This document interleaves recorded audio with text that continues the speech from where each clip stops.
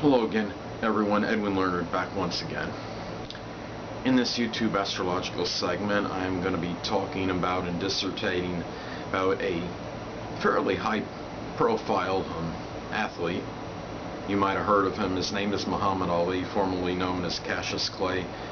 Muhammad Ali was born on January 17, 1942, Louisville, Kentucky, 6:35 p.m.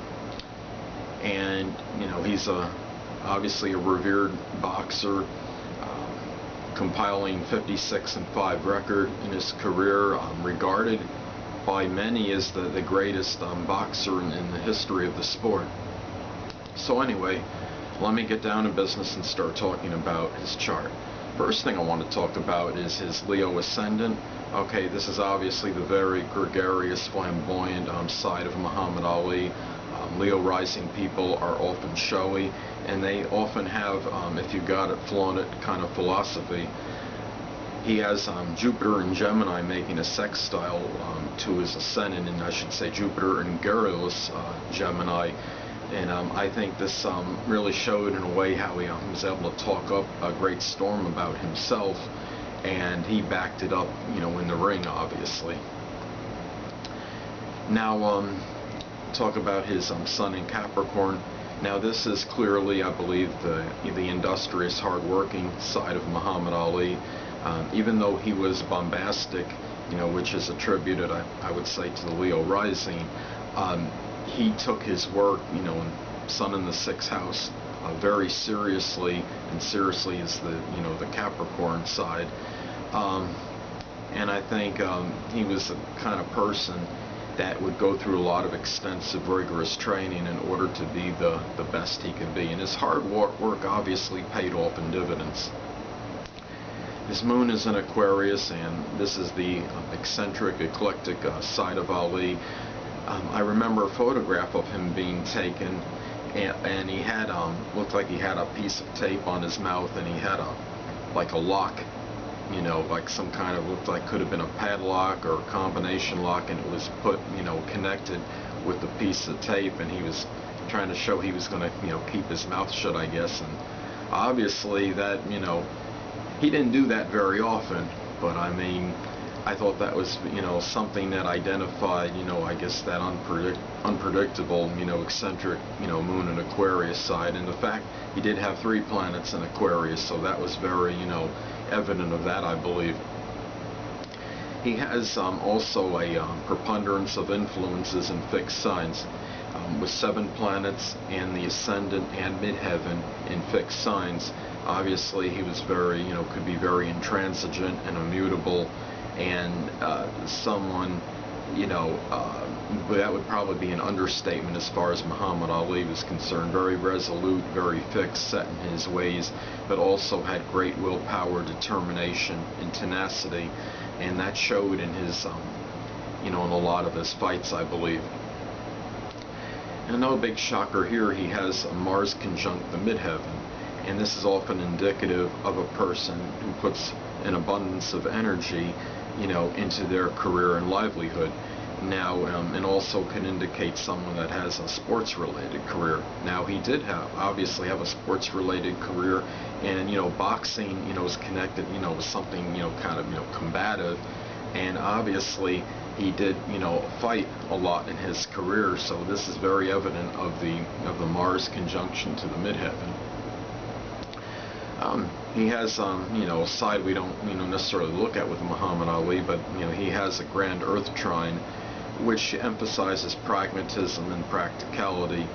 These people can be very systematic and methodical, and often this could be something that's auspicious and beneficial for monetary gain due to the practical side of the nature. And I'd say he made a pretty good amount of money in his career. That would be a pretty safe assumption. Muhammad Ali also has, stellium in Aquarius, and this, of course, accentuates, the original, ingenious, innovative side of Ali. Very unorthodox in his way, in the way he fought, and, very revolutionary. If anybody revolutionized the sport, it was him. I mean, he could hit somebody 5, 6, 7 times, really fast, and then bounce up and then hit him again. Also, he did, the rope-a-dope routine, which was, evident and shown in that classic fight he had with George Foreman. And anyway, another thing I want to talk about Muhammad Ali's chart is that he has 13 of 25 major aspects are adverse. And having a person with predominantly adverse aspects is somebody that often runs into a lot of obstructions and roadblocks on their way, in their career, successful or not. Now, success can still be attained when you have a lot of negative aspects, but it can come with a lot of opposition. Some of us, depending how old, you are, may or may not remember. You may have read about it, even if you're, weren't born at this time. In 1967, Muhammad Ali received a lot of opposition from people, I guess you could say, because he, refused to be enlisted in the draft. Consequently, he lost his boxing license for a number of years and was exiled from the sport for a while because of this. And obviously, we kind of see, maybe that Aquarian, rebellion in his chart, and then, combined with all these negative aspects, he was destined to have a number of, oppositions in it, in his chart, and a lot of obstacles that he had to overcome. And one thing I wanted to talk about, I'm going to touch up on again, that it was in March of 1967 when Muhammad Ali was exiled from boxing. At that time, his progressed sun conjuncted his natal Venus in Aquarius, the sign of freedom and rebellion, and Ali's progressed Mars made a long conjunction. When I say long conjunction, this is over 10 degrees. I usually give an orb of 10 degrees if you have one or more planets that are involved being a personal planet. So this might have been 11 or 12 degrees apart, so I'm going to say a long conjunction to natal Uranus in the 10th house of career. And so obviously, it seemed like a change was going to, an upheaval was going to take place in his career, and that's that's pretty much what happened at that time. What I wanted to talk about now was his very unusual rapport with a broadcaster, journalist, guy, announcer, Howard Cosell. A few of you might have heard of him. And one thing, I see the cosmic connection with these two. They both had Jupiter in Garrulus Loquacious Gemini, and Ali's Jupiter conjuncted Cosell's Jupiter, which is obviously, to say the least, very providential. They both enhanced and augmented each other's careers, I believe. And, I think, they both would have still had certain notoriety if it wasn't for one another, but because of this aspect, among with a few others, that this, I think this propelled both of them to be even greater than maybe they would have, if they didn't have each other in their lives. And another thing is Cosell Uranus conjuncts Muhammad Ali's 7th house of relationships. So this was something that was destined, to be a very unorthodox, unusual, relationship between the two. And, there were times when, they would be talking. It would seem like they were disputatious, and it may have seemed somewhat contentious, the relationship between the two, but they had a really good rapport with each other that was really unprecedented, that you'd see between, an announcer and an athlete, as prominent as both were. And we may never see anything like that again, between an announcer and an athlete. Another thing that I thought was interesting is that Muhammad Ali's part of fortune almost exactly conjuncts Howard Cosell's Neptune, and I believe when this happens, you have a connection that's connected with ideals and dreams. And I think the ideals and dreams with Cosell perhaps were realized even more by having the connection with Muhammad Ali.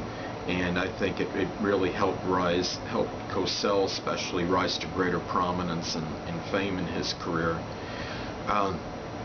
Another thing that was interesting with these two is that Cosell's part of fortune conjuncts Muhammad Ali's sun in Capricorn, and also his part of fortune conjuncts Ali's sixth house cusp of work and service. So this to me really shows how that, these two maybe perhaps, shined a little bit more, being that this is the sun that's involved. And the part of fortune in Ali's work and service, I think, may have played a role. Cosell's part of fortune, I should say, being in Ali's sixth house of work and service, it was something that, maybe ameliorated Cosell's work and his career and his life, I believe. And rose, Ali helped him rise, to greater stature in his career, I think, because of this. And I believe they both were very beneficial as far as their work goes to each other. So, and last but not least, I thought it was interesting that Muhammad Ali was diagnosed with Parkinson's in 1984. At this time, transiting Pluto was transiting Ali's third house of communication, and was squaring his natal sun position at this time.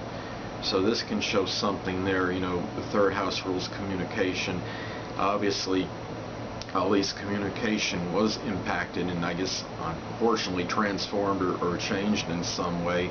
And when you have transiting Pluto making an adverse aspect to your natal sun, more often than not, I believe this signifies a change or an upheaval that you may not want to make in your life. And unfortunately, there was a transition that he was going to have to make at this point.